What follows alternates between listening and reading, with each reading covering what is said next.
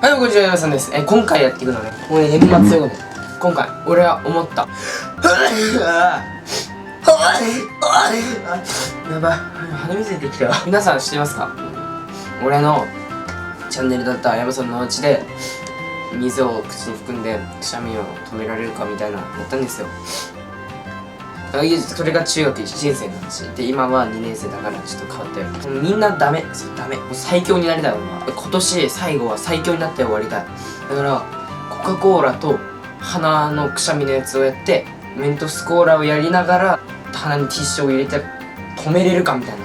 両方止めたらもう神だよ。もう誰もやってないということで、今回それをやっていきたいと思います。何やってんだろうね。行ってきたよ。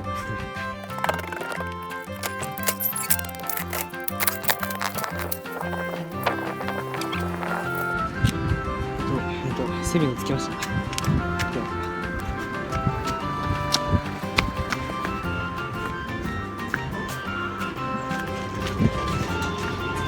今セブンで買いました。メンタスをこう買ってきました。やばいね、緊張する。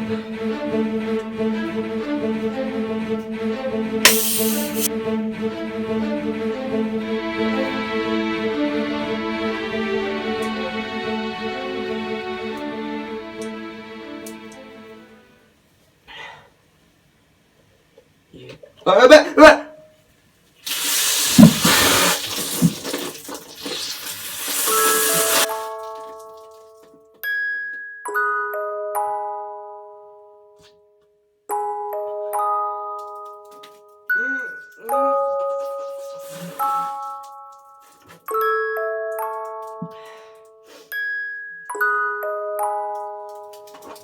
最悪だ。